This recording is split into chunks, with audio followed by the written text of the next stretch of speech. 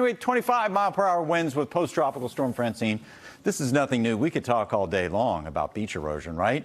And rising tides and rising waters thanks to global warming.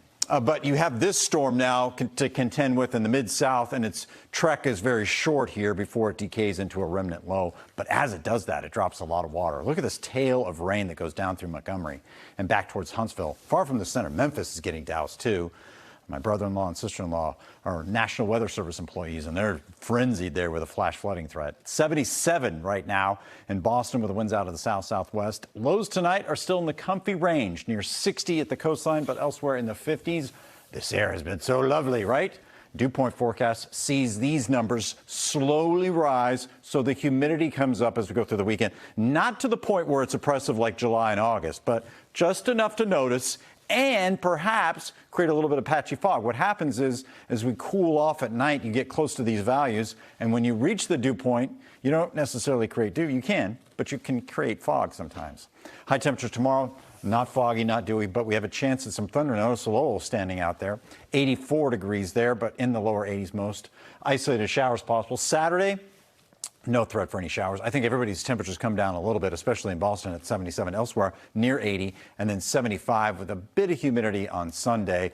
Again, the pronounced breeze off the water. Now, what about those pop-up showers tomorrow? After about 3 o'clock, starting in Manchester and Nashua and moving south towards Lowell, there's a chance there, right? This guidance model shows quite a few of these popping up, but I think there'll be fewer because the atmosphere is dry and the landscape is pretty dry too. So that limits our shower potential. Now, ongoing forest fires. Did you notice the haze in the sky? That's the smoke from those fires, and there's more where that came from. When we get these dark oranges like this, it's a thicker haze, and that comes late tonight and early tomorrow morning and then lasts through part of the weekend, at least through Saturday. It thins out a little bit. I'm hoping it thins out enough that we have a bright weekend. There we go, into Saturday, and then holds back across New York State, too. So it's back, but it's looking like it's only a day or so. And it's still in vicinity, too. So we have this big staring contest between this high and this low fading out, but there's another one that replaces it off the southeast coast, and there they sit. And the suspense grows. Like, you have the storm sitting off the Carolina coast. When's this going to come north? Well, no time soon, but there's a chance it develops again.